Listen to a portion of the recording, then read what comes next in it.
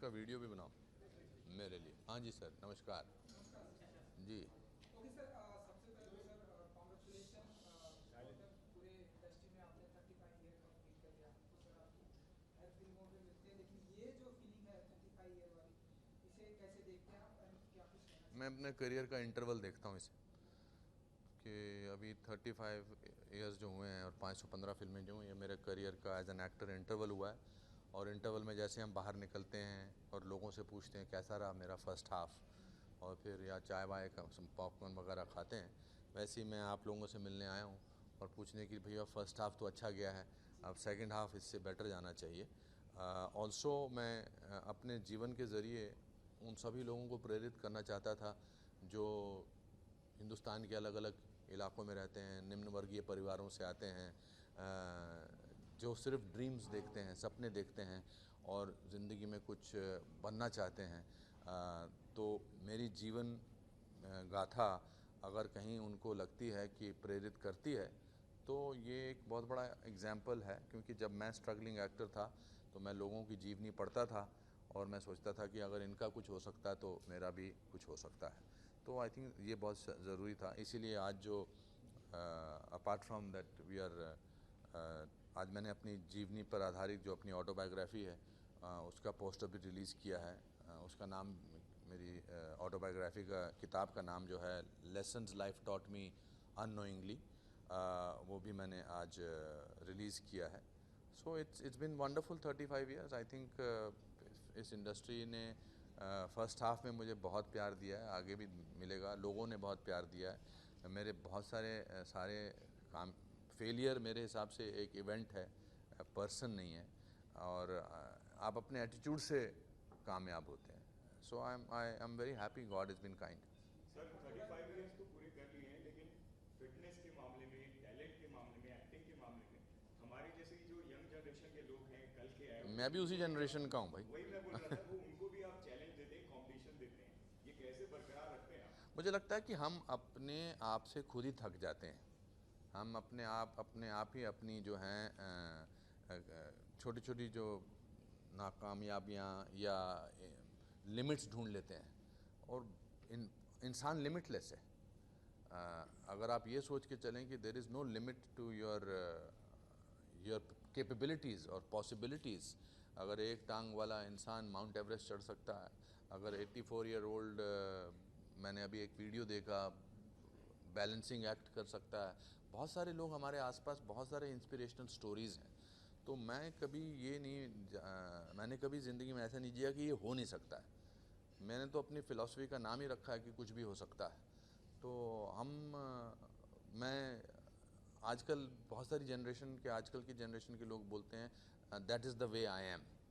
मैं तो 100 इयर्स का भी हो जाने के बाद भी बोलूँगा नहीं कि that is the way I am, because the moment you say that is the way I am, that means you are limiting your possibilities. और सब कुछ हो सकता है। तो मेरे ज़रिए मैंने सोचा ही नहीं कभी, क्योंकि लोग आपको रिटायर करने की कोशिश करते हैं बोल के कि लेजेंड आ गया, थेस्पियन आ गया, वेटरन आ गया। मुझे इन शब्दों से बड़ी एलर्जी है, क्योंकि अच्छे शब्द हैं, बहुत होने भी चाहिए, मगर इसका ये भी मतलब होता है धीरे धीरे कि अब आपको लाइफ टाइम अचीवमेंट अवार्ड मिलेगा और अब आप छुट्टी करिए।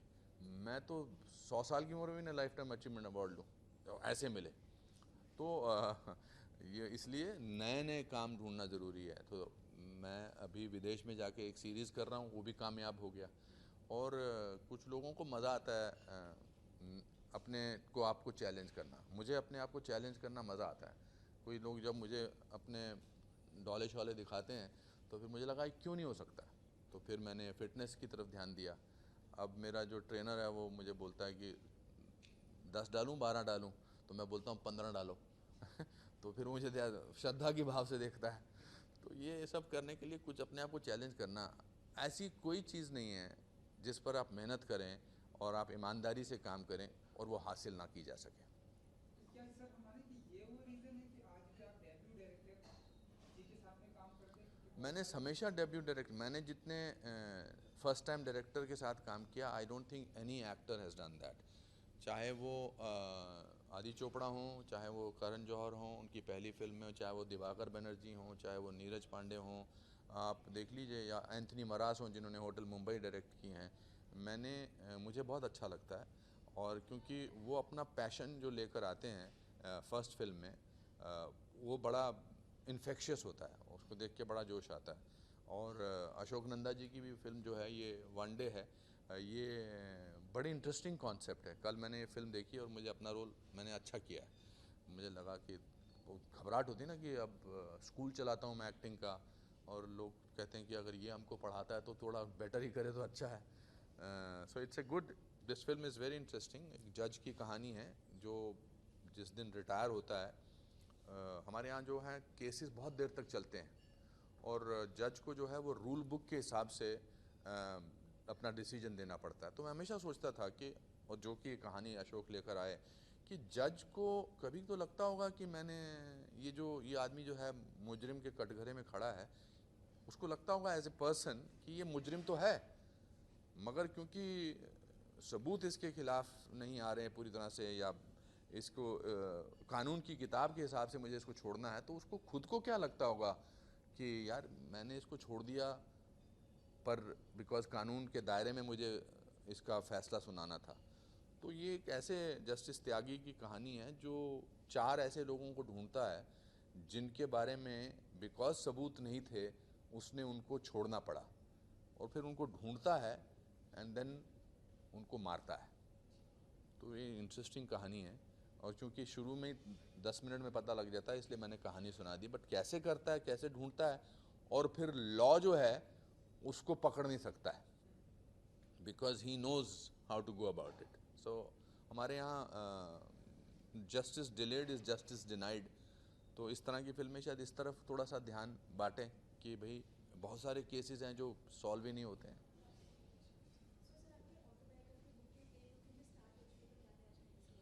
मुझे बड़ी खुशी है, मैंने तो इस पर अपनी ऑटोबायोग्राफी पर प्ले भी किया, कुछ भी हो सकता है, अपनी जीवनी पर आधारित। आज से 14 साल से कर रहा हूँ, पर आज मैंने अपना first poster pre order sale पे जो अमेज़ॉन और फ्लिपकार्ट पे है वो डाला है। मेरी किताब का नाम है lessons life taught me unknowingly. मैंने जैसा पहले बताया कि ये कहीं ना कहीं उन लोगों के लिए है जो मेरी ज़िंदगी में अपनी ज़िंदगी के अंश ढूंढते हैं। Life is about hope, about aspiration, about working hard, about not being scared of failure. तो वो सब चीज़ें इस किताब में, और ये मेरी एक पूरी जर्नी है कि कब मैंने, जब सारांश में मुझे भट्ट साहब ने निकाल दिया। आज भट्ट साहब ने मेरी किताब के बारे में अभी ट्वीट किया और पैसे भी मांगे हैं ट्वीट करने के, भेजूंगा उनको। या फिर जब किरण ने दिलवाले दुल्हनिया का नाम रखा था, उसने टाइटल दिया था आदि चोपड़ा को उस फिल्म का। या जब मैंने दिवाकर बनर्जी मुझे 20 मिनट के लिए स्टोरी सुनाने आए थे खोसला की घोंसला की, और मैंने 3 घंटे उनके साथ गुजारे थे, मुझे इतनी अच्छी लगी थी। तो ये सब चीज़ें हैं, लोगों की एक उत्सुकता होती है, बट उसके अलावा कुछ लेसन्स भी हैं जो मैंने ज़िंदगी के बारे में सीखे। That's why the book is called lessons life taught me unknowingly, जो मैं शेयर करना चाहूँगा। ओके दोस्तों,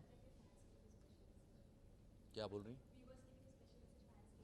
बस happy Holi, happy Diwali, happy new year, happy Eid, happy Christmas, ये डालते रहना।